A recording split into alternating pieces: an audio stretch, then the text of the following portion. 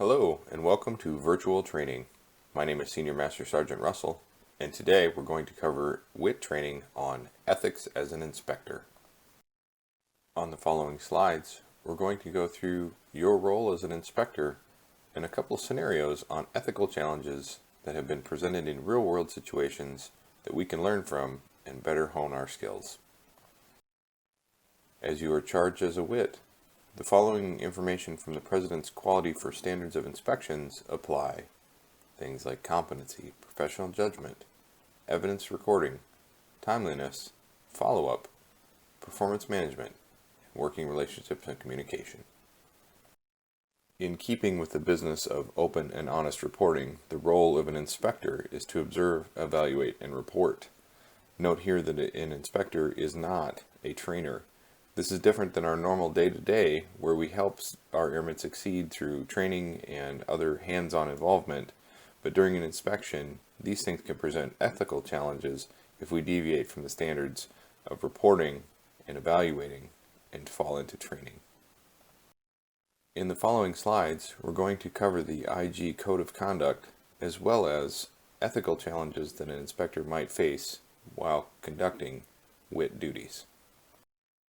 The IG Code of Conduct holds inspectors responsible through a myriad of different ways. The core values, efficiencies, being an expert in your field, not accepting gifts or special favors, and not discrediting the IG system to ensure integrity is maintained throughout for wing members and for the IG. As an inspector, ask yourself the following questions as we cover ethical challenges and the impacts of those decisions while we are working towards success at maintaining integrity during an inspection. Some of the most prevalent ethical challenges presented as an inspector, especially at a local or home base, is the personal relationships. We all have friends, we all have specific bent on what our things are and favoritism. We also have those that we may not get along with as well that can influence us too. There's improper influence as a team chief or as a WIT that one might assume a false authority. And lastly, the most dangerous one is inspector empathy. We know that you work here and we know that we are part of a team and we can appreciate the struggles that are with our own people. Maintaining a upright and ethical inspection methodology does work to eliminate these challenges.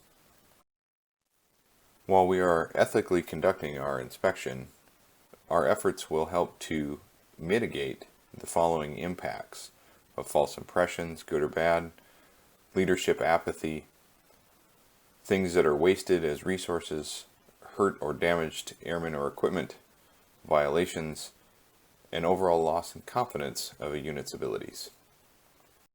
We're going to cover a scenario in which an inspector was indeed approached in this manner. Please email responses to the scenario to the IGI office, ensuring that we are all training to the highest of standards.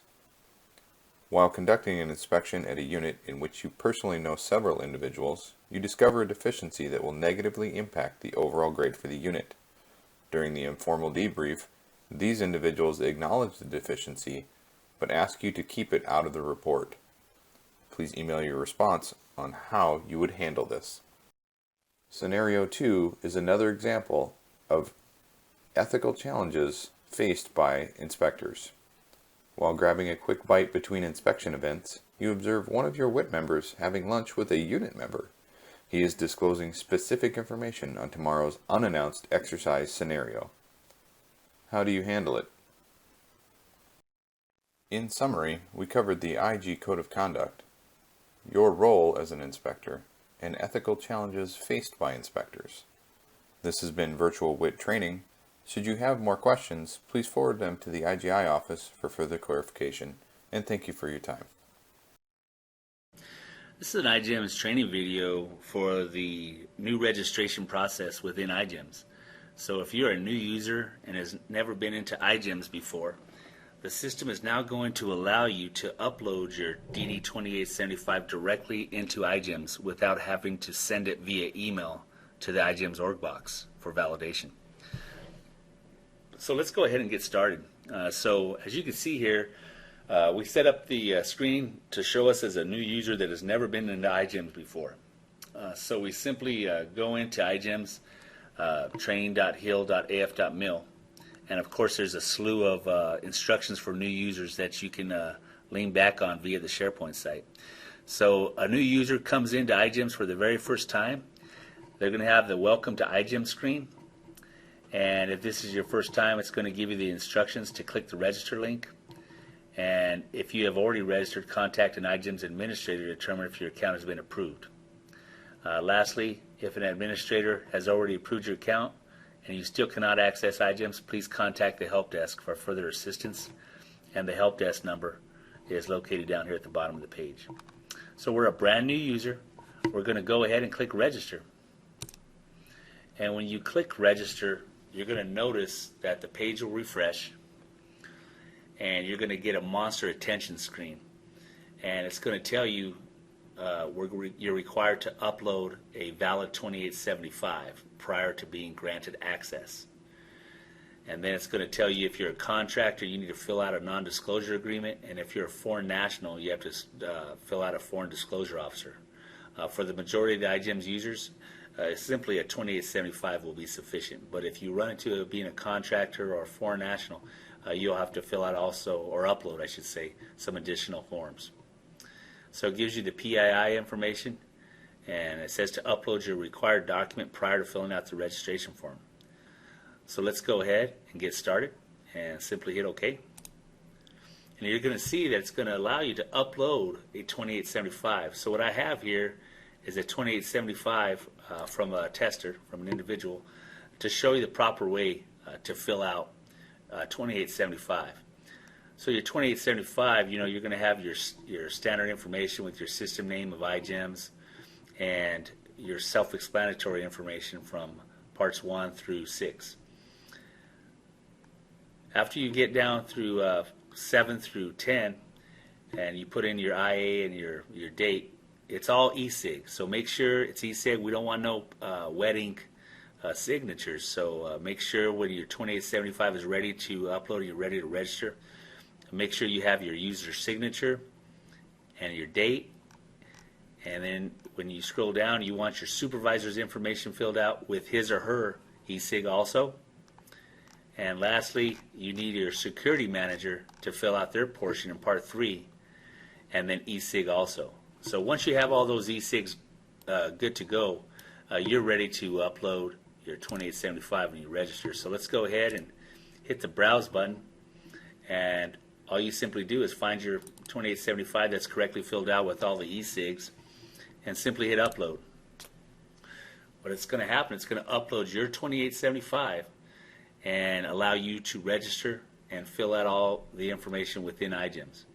So we'll just go ahead and put in some fictitious information here.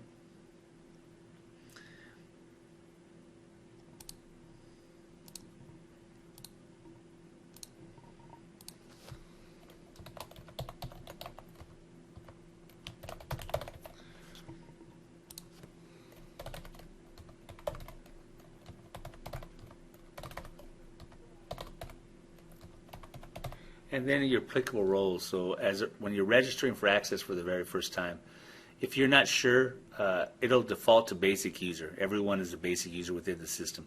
If you need expanded roles, you just simply click the different roles that you'll need. And then you need a valid email address. It has to end with .mil. So I'll put in a fictitious one here, but it has to end with .mil or it will not allow you to register.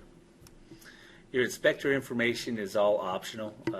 Inspector information is good for AFSCs and such, for administrators.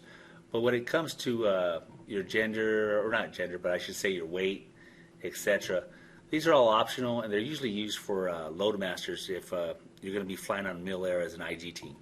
So once again, this is all optional. And then your certification records are good to have, especially if your admins are tracking certification records. So we're going to leave all this blank and then just simply hit register. And when you hit register, it's going to say that you have successfully registered for a new account.